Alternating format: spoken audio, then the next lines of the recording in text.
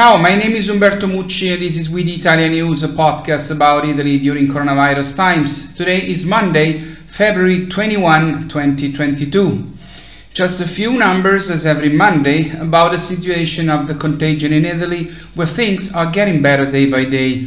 Over the past 7 days, with regard of new positive cases, we averaged a percentage change of minus 24.7% compared with the previous 7 days.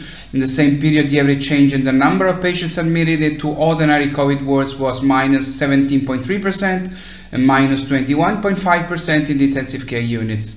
On average, in the last 7 days, we had 282 deaths a day, with a variation of minus 12% compared to the previous 7 days. The weekly incidence has dropped in 7 days from 962 to 672 cases per 100,000 inhabitants. It is an improving situation, but not to the point of making us feel completely comfortable. The improvement of the situation causes improving changes of color of 4 regions that from the orange zone pass to the yellow zone. They are Abruzzo, Marche, Piemonte and Valle d'Aosta. In the orange zone remains only Friuli Venezia Giulia. The data say that people not vaccinated in Italy against COVID-19 go to intensive care 20 times more than those who have also done to the booster dose, and very similar is the probability of death compared to those who have done the third dose. It is 19 times higher. But although for the over 50 vaccination is mandatory, the Italian bureaucracy prevents from finding those who are checked and found without vaccine, and between delays, lack of data sharing, privacy issues, the possibility of appeals, lengthening the time to pay them, and other crazy errors due to the Italian bureaucracy, it'll take months before these fines are paid, and probably it'll happen, if it will happen, when the obligation will be over.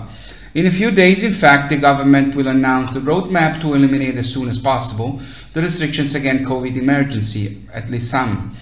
It serves little purpose, especially in Italy, so to establish an obligation by law if it's almost impossible to impose sanctions provided to those who do not comply.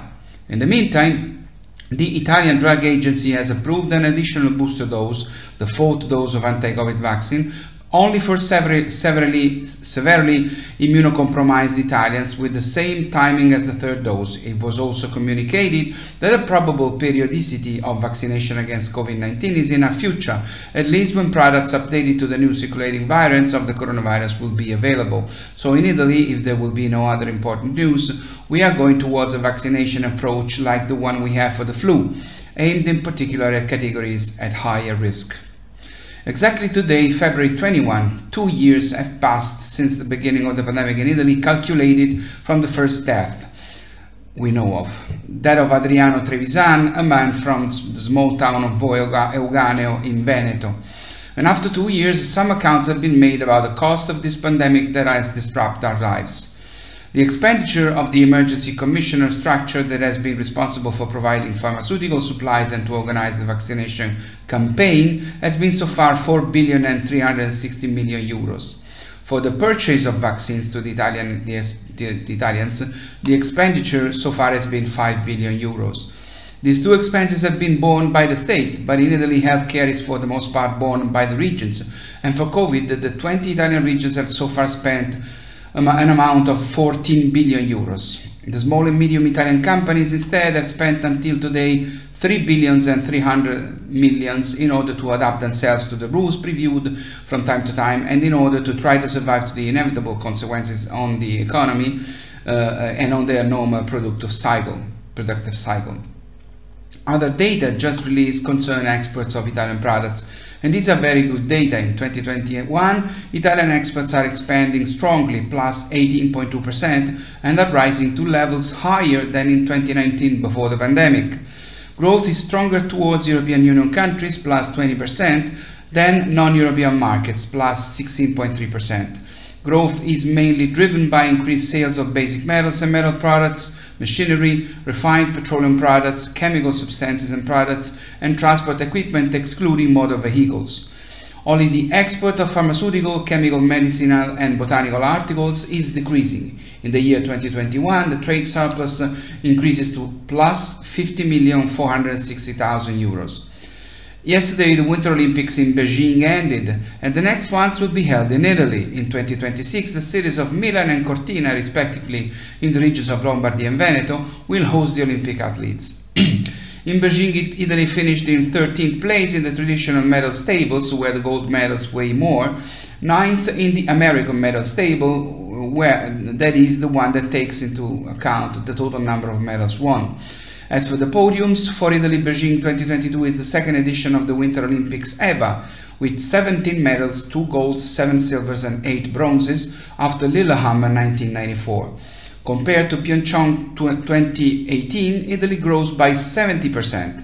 In Korea there were 10 podiums. Starting from a previous winter edition in double digits, never had there been such a large growth. On a general level, compared to Pyeongchang 2018, among the big countries only Russia has grown more than Italy.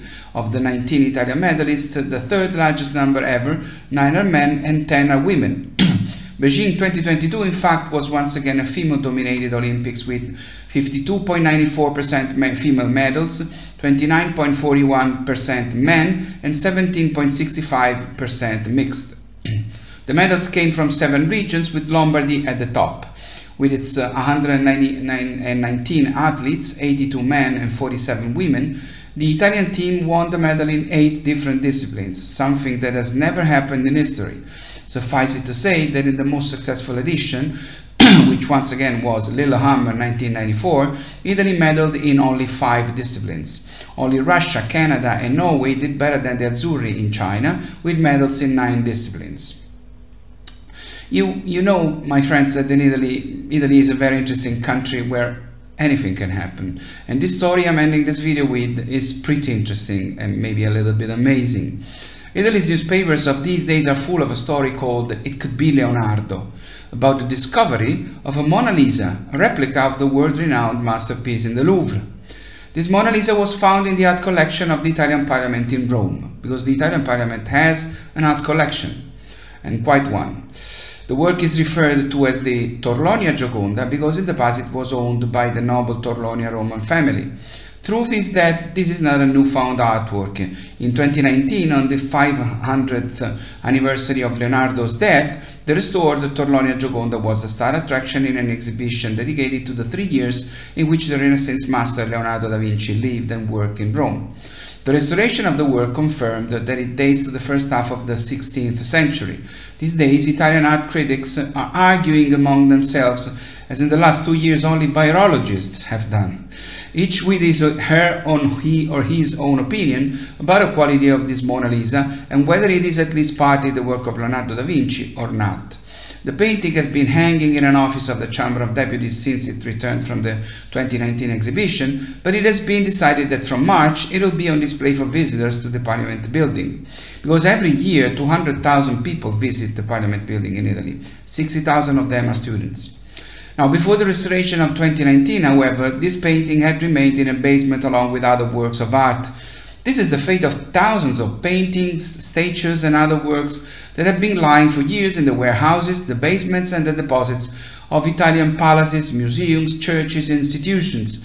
Only recently have 100 of these works been returned to the places from which they came, as documented in the article of Italian art on Italian art in the February issue of We the ItaliaNews magazine, which we published yesterday and which you can find, and please go find it, on our website wetheitalians.com.